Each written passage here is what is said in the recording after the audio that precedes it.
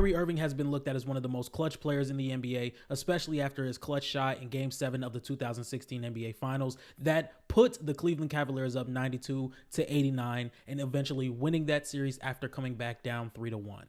Not only that, Kyrie Irving came into the following season on Christmas Day after the Golden State Warriors brought in Kevin Durant and hit an extremely clutch post fadeaway against Klay Thompson to win that game. And in those earlier years of Kyrie Irving's career, you would not consider him to be a playoff dropper. I mean, this is a guy who in 2016 in the NBA Finals averaged about 27 points per game and 35% from three. And throughout that entire playoff run, he averaged about 25 points per game, 7 assists on 48% from the field, 44% from three, and 57% true shooting. But over the last few years, especially since Kyrie has left LeBron, he hasn't been that consistent in the playoffs, and I feel like it's not as big of a conversation as it needs to be. So I beg you the question for everybody watching at home, is Kyrie Irving a playoff dropper? And I'm not one that's here to bash Kyrie Irving, but if we look at some of the consecutive years in the playoffs, 2019, 2022, 2024, he's been very underwhelming in the postseason. And I just think that's not talked about enough, so call me a hater, call me whatever you want, but I'm going to talk about it today. And for the people who love Kyrie Irving and just love everything he does on the floor, which I am one of those people, I love watching Kyrie Irving, you may want to click off this video. I don't know how you stand on Kyrie Irving. So in the 2019 NBA season, this is Kyrie Irving's second year as a Boston Celtic after getting injured and missing the entire rest of the season in 2018. The Boston Celtics go on to go to the Eastern Conference Finals without Kyrie Irving and take LeBron James and the Cleveland Cavaliers all the way to 7 games. Now, the very next season, you would think that the Celtics were going to come out the East. I know I was a guy that thought the Celtics were going to come out the East with Kyrie Irving coming back, Gordon Hayward coming back, Jason Tatum going into his second season, Jaylen Brown coming into his third season. You still had Marcus Smart. You still had Al Horford. I thought this team was complete enough to make it out of the no LeBron James Eastern Conference. This was the first year LeBron James was not in the Eastern Conference anymore. But there were still a lot of teams, talented teams in the West or in the East. You had guys like the Toronto Raptors with Kawhi Leonard, Joel Embiid, Jimmy Butler, and Ben Simmons over there in Philadelphia. And you still had Giannis Antetokounmpo and Chris Middleton over there in Milwaukee. Now, in that season, Kyrie Irving was giving you about 24 points per game, 7 assists. He shot about 49% from the field and 41% from three.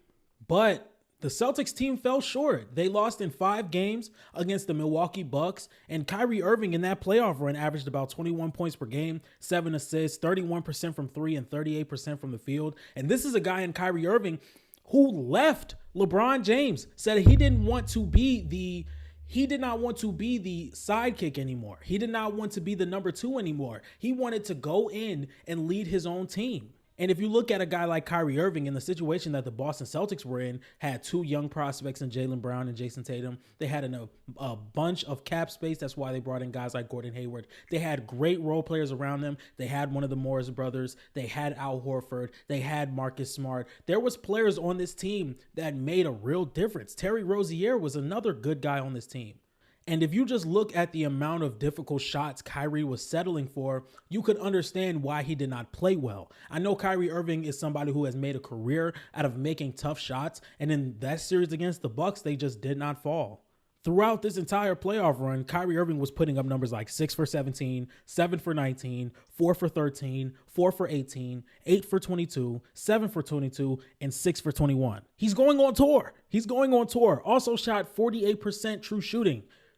Just to give you a little bit of context, Julius Randle shot 48% true shooting in his latest playoff run. That is some of the worst true shooting numbers from a scorer in playoff history.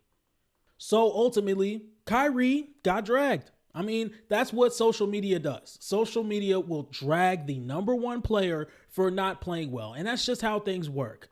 But Kyrie Irving still has the fantastic resume in the playoffs after playing with LeBron James and playing in Cleveland and just becoming Kyrie Irving that we know and love today. So we move past it. Now, I'm going to be jumping past the 2021 NBA playoffs because Kyrie did get hurt in the semifinals against the Milwaukee Bucks. He wasn't playing bad, averaged about 23 points per game, about 47% from the field, 37% from three on 7 attempts. Not bad, especially when you have guys around you like Kevin Durant and James Harden who are going to demand to get their shots as well. So I think Kyrie Irving did play solid in that series or in that year of playoffs.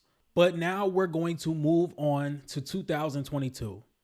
And for the people who do not know, Kyrie Irving played about 29 games, I think 27 games in that year because Kyrie refused to get the vaccination. Kyrie Irving was not a part of this Brooklyn Nets team that was fresh off trading James Harden. So it was just Kevin Durant and a bunch of young guys hooping. One of my favorite versions of Kevin Durant, by the way. But if we look at Kyrie Irving's stats in the regular season, about 27 points per game, 47% from the field and 41% from three. Phenomenal stats for Kyrie Irving, whether it's just a 27 game sample size or not. I think those numbers were outstanding. But when we get to the playoffs of 2022, he averaged 21 points per game, 5 assists, 44% from the field, and 38% from three after getting swept by the Boston Celtics in the first round of the Eastern Conference playoffs. And this is something that it kind of came around full circle. Kyrie Irving promised the Celtics that he was going to re-sign with them.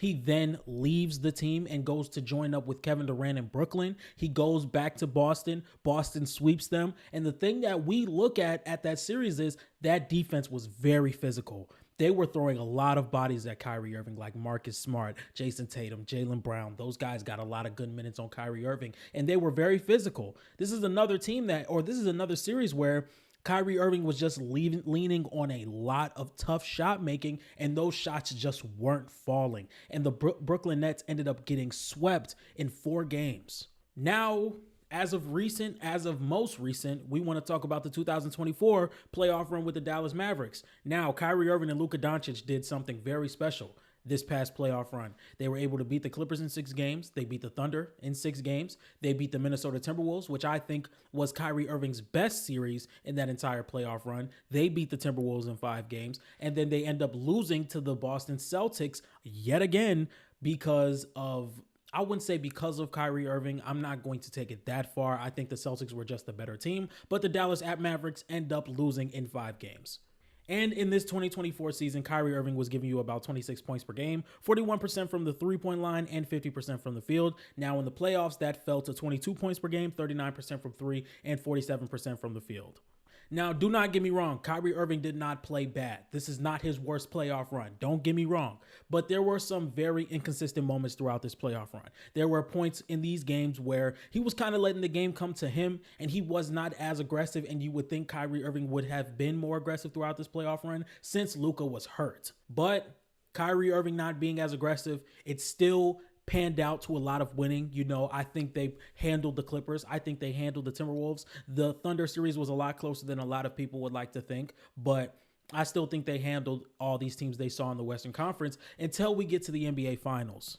So in the NBA Finals in 2024, Kyrie Irving was giving you about 20 points per game on 23% from the three-point line. He only shot above 50% from the field once in that series, and in 3 out of those 5 games, he put up numbers from the field of 6 for 19, 7 for 18, and 5 for 16. So this begs the question, is Kyrie Irving still a reliable number 2 option on a championship team? And we're seeing Kyrie is who he is. He's not changing his game. You know, and Kyrie is definitely talent-wise. You would think that Kyrie Irving could be that reliable number 2 option on a championship team. And it worries me a little bit because with the defense of Luka and Kyrie, you're going to have a lot of people protecting it around. I mean, I've seen Luka lock in for maybe a few possessions, but he's not a good defender. Kyrie, I would argue, was a worse defender in the 2024 finals than Luka. And it's just, we're starting to get into a league where just being a scorer isn't enough. You know, we see guys like, which I'm not saying Kyrie Irving is in the tier of these players, but we see guys like Zach LaVine and CJ McCollum and guys like Cam Thomas, how they're not as valuable as people would think because they're like a one-trick pony. You know, all they can do is score. So if Kyrie's shots aren't falling, how valuable does he really become? Because we saw in the NBA Finals in 2024, the shots weren't going down, and it just like he wasn't able to really give you anything defensively. He's not really as needed as a playmaker. It's just, where does Kyrie find his value when the jump shot is not falling? And when we look at recent years in the playoffs, they're just not falling. So how can Kyrie become as valuable or somewhat valuable when the shot's not falling? How can he become valuable? So I hope I don't catch a lot of hate in the comments. In my opinion, Kyrie Irving is a playoff dropper. I don't think we talk about it as much as James Harden, because James Harden is talked about a lot. Yet Kyrie has dropped in multiple playoffs. Majority of the last few times we've seen him in the playoffs, he has dropped in points per game, in efficiency, and we're just not talking about it. We're just not talking about it. So hopefully I started a conversation that needed to be had. If you guys like this type of content, make sure you like, comment, and subscribe, and I'll see you guys tomorrow. Peace.